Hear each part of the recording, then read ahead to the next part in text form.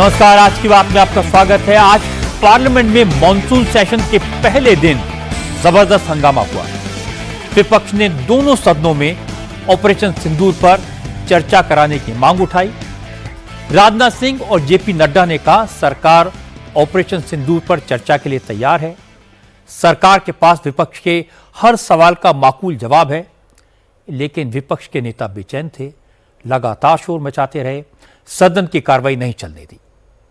राहुल गांधी ने सरकार पर विपक्ष की आवाज दबाने का आरोप लगाया। प्रियंका ने शिकायत की कि उनके भाई को बोलने नहीं दिया गया। जवाब में सरकार ने कहा, न किसी की आवाज दबाई गई, न किसी को बोलने से रोका गया।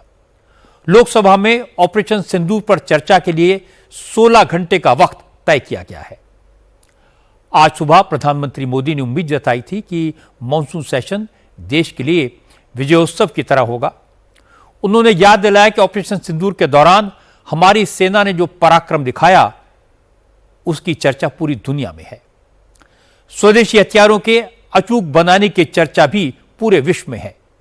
मोदी ने कहा कि सभी दलों के नेताओं ने दुनिया भर में भारत का पक्ष रखने के लिए जैसी एकता दिखाई, वैसी एकता सत्र के दौरान पार्लियामेंट में दिखे, ये उनकी उम्मीद है। ये मॉनसून सत्र राष्ट्र के लिए एक अपने आप में विजयोत्सव का रूप है। पूरी दुनिया ने भारत की सैन्य शक्ति का, भारत के सैन्य के सामर्थ्य का रूप देखा है। ऑपरेशन सिंदूर में भारत की सेना ने जो लक्ष्य निर्धारित किया था, 100% अचीव किया। आतंकियों के आकाओं के घर में जाकर के 22 मिनट के भीतर भीतर ऑपरेशन सिंदूर के तहत उसको जमींदोज कर दिया गया। और इसमें मेड इन इंडिया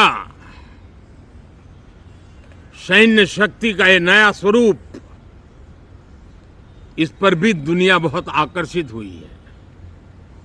इन दिनों विश्व के जिन जिन लोगों से मिलना होता है तो भारत के इस मेड इन इंडिया जो औजार तैयार हो रहे हैं, उसके प्रति दुनिया का आकर्षण बढ़ रहा है।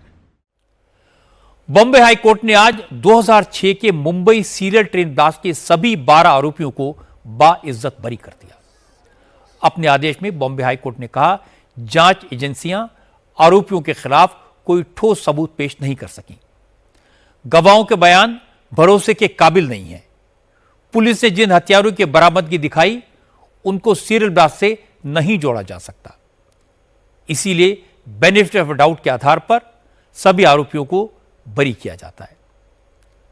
कोर्ट का यह फैसला हैरान करने वाला है, क्योंकि 19 साल पहले 11 जुलाई 2006 की शाम को 11 मिनट के भीतर मुंबई की अलग अलग लोकल ट्रेन में 7 बम ब्लास्ट हुए थे। इन बम धमाकों में 189 लोगों की जान चली गई थी। 827 लोग घायल हुए थे। महाराष्ट्र एटीएस ने इन सीनियर ब्लास्ट की जांच की। 2015 में मुंबई की स्पेशल टाडा अदालत ने 5 आरोपियों फैसल शेख, कमाल अंसारी, एहतिशाम सिद्दीकी और नवीद खान को सजाए मौत सुनाई थी। अब बात करते हैं बंगाल की। आज ममता बनर्जी ने अपनी पार्टी के शहीद दिवस के मौके पर कोलकाता में बड़ी रैली की। इस रैली में ममता ने चुनाव आयोग को धमकाया, बीजेपी के नेताओं को चेतावनी दी।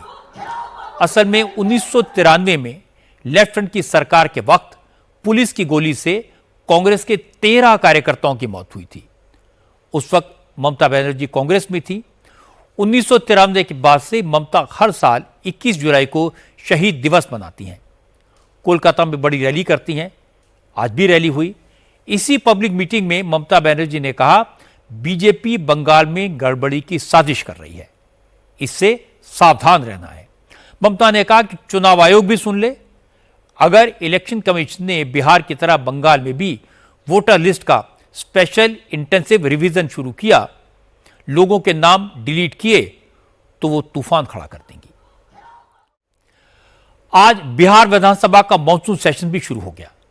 चुनाव से पहले यह विधानसभा का आखिरी सेशन है और यह सत्र सिर्फ 5 दिन चलेगा।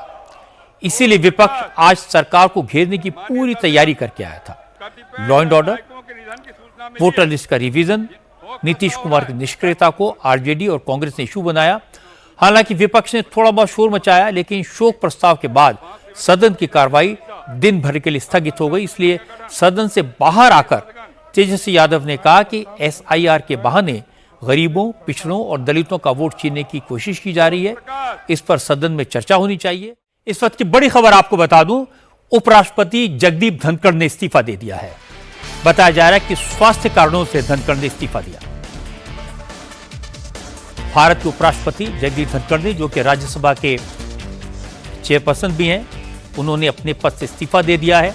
और यह बताया जा रहा है कि जगदीप धनखड़ का स्वास्थ्य ठीक नहीं रहता, इस वजह से उन्होंने इस्तीफा दिया।